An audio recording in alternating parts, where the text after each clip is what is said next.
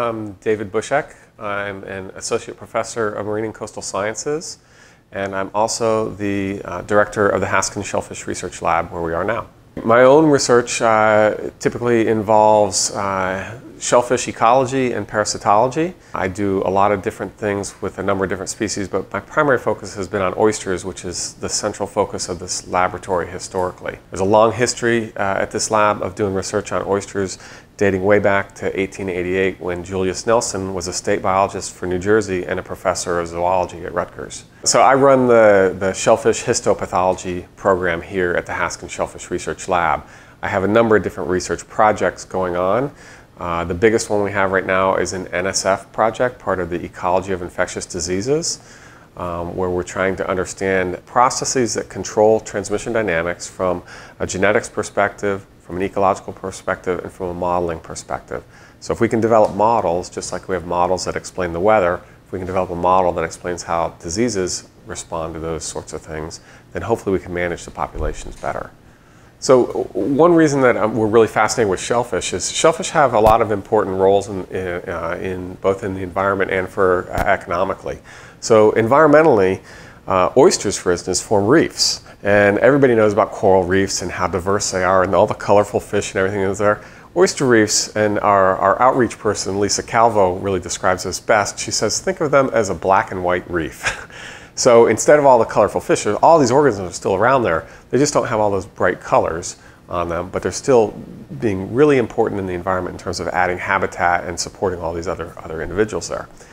Shellfish in general are filter feeding organisms. So as they feed, they're filtering stuff out of the water. One of the things they filter out is phytoplankton or algae, and big algae blooms can be a problem. Oysters help crop that, so when there's a big bloom that can be a problem, they can reduce that back so there's not a lot of harmful effects from that. They clarify the water when they're filtering and pulling sediments out.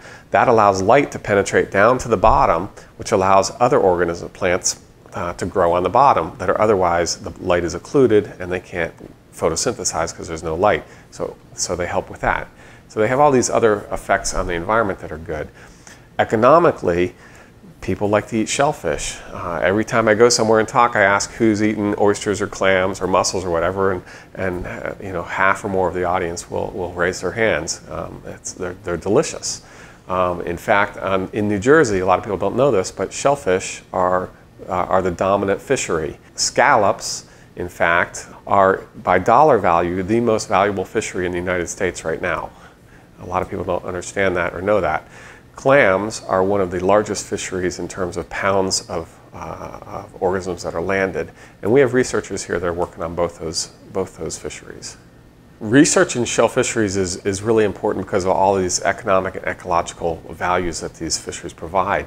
And this laboratory has been really instrumental in this process in a number of significant ways.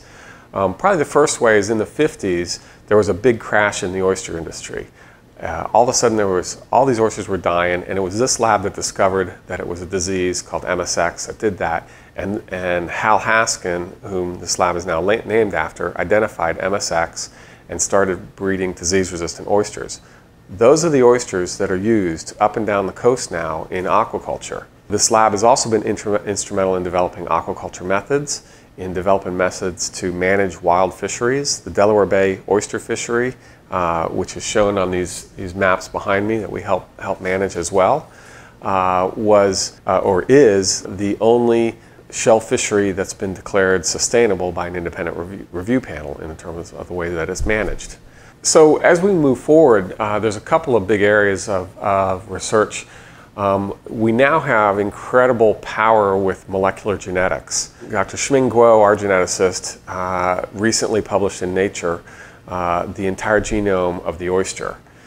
That gives us a huge resource to start to identify things, not only disease resistance, also traits for growth, traits for flavor, a whole variety of things that we can now look at on a molecular level and start to breed oysters that are more resistant, that taste better, that grow faster, those sorts of things.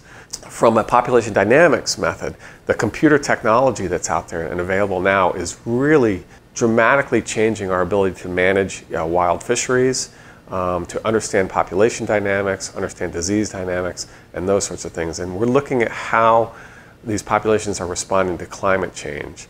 For instance, on the Atlantic coast, there's a big change in the distribution of the population of shellfish. They tend to be moving north, up the coast, as the water's warm. They're reaching their thermal limits in the deeper waters, only a few degrees, and the lower, more southern portion of the population are no longer surviving. So they're moving to colder waters. And we're able to model that and understand how those movements are occurring and predict, as climate changes, where the populations will move to, how well they'll persist. These are sort of the frontier areas where the research is going.